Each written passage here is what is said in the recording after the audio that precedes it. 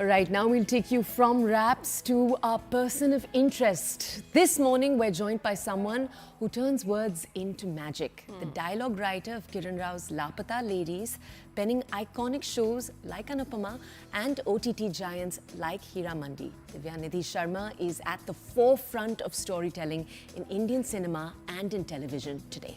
But his creativity isn't confined to screen. Now, Divya is also a poet at heart and a fitness enthusiast and someone who believes in the art of clean, impactful writing. So we thought we got to sit down with him and uncover the mind behind those magical words and find out how exactly does he bring all these characters to life with his mind-blowing writing. Hi, good morning. Thank you so much for joining us here on the Breakfast Club, Divyanidhi. And you know, the first question really that comes to mind when one looks at you is that how, let's take it from the top, how did writing actually come to you? How did you discover you wanted to indulge in it in the first place? See, writing has always been, I was always enamored by the medium of cinema. And I always wanted to be a screenwriter. I'm one of those very few जो Mumbai train से उतरते हैं और script writer बनना चाहते हैं. So so I always wanted to be a screenwriter. I grew up in a lot of North Indian villages and small towns, and we used to have those film mags, old film magazines with Salim Javed's interviews and all. So I always used to dream that one day. Speaking of Salim Javed over there, tell us, we all recently saw a documentary on both of them, how iconic their writing was. But it feels like that was the only era when a movie could sell just on the name of the writers. You knew they'd written it, you'd bought a ticket. Why do you think we haven't seen that since? Again, the buck stops at us. The ball is in the writer's court. Industry अच्छे बुरे का फर्क नहीं पहचानती. वो सिर्फ कामयाब और नाकाम का फर्क पहचानते हैं. So if any writer delivers hit after hit, they will go after him, her. You might write the best script, it might be a best niche film, niche OTT, software, whatever it is.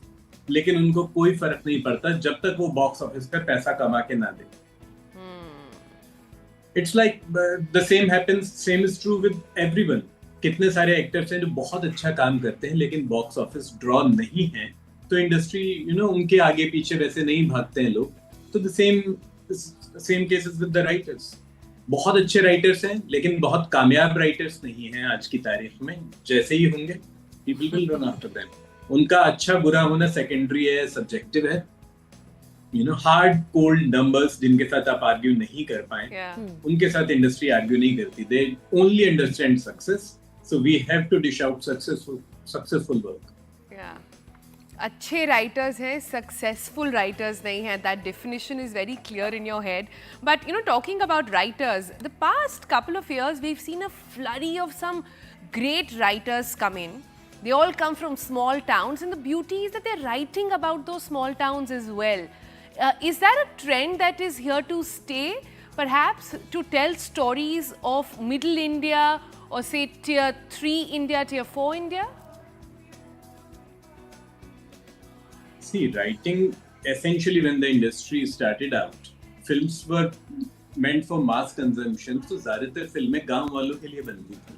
आप अगर कोई भी पुरानी फिल्में देखें तो उनमें hero गांव वाला होता था. उसके बाद थोड़ा सा middle class, lower middle class का आदमी, एक मजदूर, एक कुली, ऐसा होने लगा. बीच का एक 25 साल का पीरियड ऐसा था 2000 के बाद से, जिसमें से हीरो हमारे एनआरआईज होने लगे.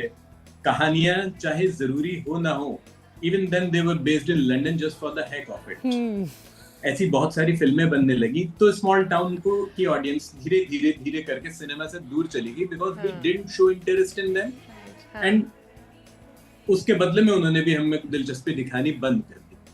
Now you are waking up again to the fact कि अरे इतना बड़ा मार्केट हमने छोड़ रखा है, इससे कोई बात नहीं कर रहा है. Let's indulge them in a conversation all over again. लेकिन वो क्या, बात का तार टूट चुका है 25 साल पहले. तो आपको दोबारा जोड़ने में धीरे धीरे कोशिश चल रही है, लेकिन वक्त लग रहा है। तो OTT स्पेसिफिकली बहुत सारा कंटेंट बना रहा है स्मॉल Right. टाउन के लिए, लेकिन फिल्म्स अभी भी सैडली ऐसी बहुत कम आ रही हैं जो विच एक पहले यूनिवर्सल हिट का कॉन्सेप्ट होता था, which unfortunately has ceased to exist. अभी फिल्म्स पैचेस में हिट होती हैं, ये अर्बन हिट है, ये OTT में हिट है, ये मेट्रो की कामयाबी, ये सिंगल that's स्क्रीन की true. फिल्म है। तो ऐसी फिल्म जो हर जगह देखी जाए अक्रॉस द कंट्री बड़ी Yeah. सीमित हो गई है, क्योंकि शायद आज से पहले हिंदुस्तान कभी इतना फ्रेगमेंटेड नहीं था जितना आज है। तो कलेक्टिव एस्पिरेशन, कलेक्टिव सपना बड़ा मुश्किल से कोई एक मिल पाता है, तो उसी की कोशिश कर रहे हैं हम सब। That's actually so beautiful. Yeah. Right? Can you tell us, Divinidhi, one of your most, I think, hard-hitting, one of the films that like really tugged at our own hearts a few years ago, of course, was Tare Zameen Par, the lessons it taught. And you're working on Sitare Zameen Par. Just tell us a little bit about what we can expect. देखिए, सितारे ज़मीं पे क्योंकि अभी तक पहला promo भी नहीं आया, कोई पब्लिसिटी शुरू नहीं हुई है, तो I am not sure if I am supposed to talk about the film और not right now. Aamir sir ने जो जो इंटरव्यूज में बोला है वही दोहरा सकता हूँ मैं कि it's a spiritual sequel to Taare Zameen पे, एंड वी रियली होप कि ये फिल्म उतनी ही पसंद की जाए। और आमिर सर ने भी बताया कि तारे ज़मीं पे ने जितना रुलाया था, सितारे ज़मीं पे उतना हंसाएगी। ऐसी हम सबको उम्मीद है। There is a very interesting film called नखरे वाली। ये आनंद राय सर ने प्रोड्यूस की है। ये भी अभी तो फरवरी में मेरा ख्याल इसकी रिलीज डेट थी, शायद आगे पीछे थोड़ी सी शिफ्ट हो। तो वो बड़ा एक इंटरेस्टिंग कॉन्सेप्ट, बड़ी इंटरेस्टिंग फिल्म है। I am very hopeful about that also. Okay, so that's the second project that's coming up in 2025. But let's talk about the one that really stole our hearts in 24, Divinidhi. It was Heera Mandi. It must have been such a great writing experience, but explain to us and our viewers the process when you write for such a strong female protagonist, which is also set up in a different era altogether. How does a writer of today's day and age and a male step into the shoes of a Tawaif and write those lines? देखिए, we just had to toe the line. We just had to follow the master himself. When SLB is making something, it's his vision, and we just all had to realign our thought processes to follow in that vision. तो उस show का किसी भी चीज का credit, मतलब अगर मैं अच्छा लिखा तो उनकी वजह से, जैसा उन्होंने कराया, जैसा वो बताते गए, it's just a dream come true to work with the men. और जहां तक women POV ढूंढने की बात है as a writer, because I have been writing for Indian television for quite some time. In Indian television, as you know, we only have female protagonists. हमारे यहाँ कोई भी शो ऐसा बनता ही नहीं जो एक महिला के पॉइंट ऑफ व्यू से ना हो। Tell us, Divinidhi, a line like "मेरे पास माँ है माँ," that stays with you. Where are today's big lines? Why aren't we seeing, the industry come up with lines like that? Or is that not a fair question to ask? Again, नहीं, I would like to differ. बहुत सारे लाइनें आती रहती हैं, जैसे बाजीराव में कितनी सारी लाइनें थी ऐसे, प्रकाश कपाड़िया सर ने लिखी थी। अगेन संजय सर की फिल्म थी, चीते की नजर, बाज की चाल और बाजीराव की तलवार पर संदेह नहीं करते। तो इट वाज क्वाइट पॉपुलर। उनकी, संजय सर की फिल्मों में स्पेशली अभी भी he pays a lot of attention to the written word. But I guess because the general way of filmmaking, अब कितनी थोड़ी ट्रू टू लाइफ जो फिल्में बन रही हैं, उनमें कोटेबल कोट का आ पाना थोड़ा सा मुश्किल लगता है। क्योंकि ग्रामर सिनेमा अगर बदल जाता है। The last film I can recall is Wasseypur, जिसमें बहुत सारे कोटेबल कोट्स थे। तुमसे ना हो पाएगा बेटा, जेपी से लेकर और गॉड नोस कहां तक। मुझे लापता में लगता है, लापता में जब वो कहता है फुल इंग्लिश बोल के बताएं, yeah, that is a moment. तो I have seen so many memes based on that one. तो मुझे लगता है कि हाँ, वो लोगों ने शायद वैसे पसंद किया जैसे पहले के कोटेबल कोट्स को पसंद करते थे। So memes are now the new threshold of knowing how good or bad the dialogue really is, which is quite nice. Divinidhi, since we have you, and we have some of the best dialogue writing of our times as well. I do want to ask you about your two favorite dialogues. One, if you can tell us that you've written, and one of some other writer. देखिए, मुझे किसी और की लिखी हुई तो सोचने की सलीम जावेद ने इतनी फिल्मों में जिस तरह से कैरेक्टर वो एस्टेब्लिश कर देते थे एक लाइन बोलते ही. आई रिमेम्बर काला पत्थर में एक सीक्वेंस है, नए मजदूर आ रहे हैं और मुनीम सबके नाम पूछ के लिखता है. That's Shatruji's intro sequence. Shatruji चलते हुए आते हैं, मुनीम पूछता है नाम क्या है, वो पूछते हैं आज दिन क्या है, he says मंगल, लिख ले. The way he establishes कि एक कैरेक्टर ये है भैया, आज दिन क्या है, मंगल, लिख ले. I just loved it. It's just one of those examples जो एकदम से याद आ गया. वरना उनकी तो हजारों बातें ऐसी हैं. One of your own, it has to be from Heera Mandi. Heera Mandi में बहुत सारे डायलॉग्स ऐसे थे जो मेरे फेवरेट थे. मैं बताता हूँ. हीरा मंडी में एक दर और दीवार वाला डायलॉग था, मुझे बड़ा अच्छा लगता है वो. दहलीज कहती है, तुमने यहाँ की दहलीज पार कर दी, दीवार पार नहीं कर पाओ. And सोनाक्षी सिन्हा's character says, पुरानी दीवारें पार नहीं की जाती, तोड़ दी जाती है, गिरा दी जाती है. It was, throwback to the old school dialogue बाजी, good old dialogue बाजी. मैं ये कहूँगा, तुम वो कहोगे, मजा आएगा.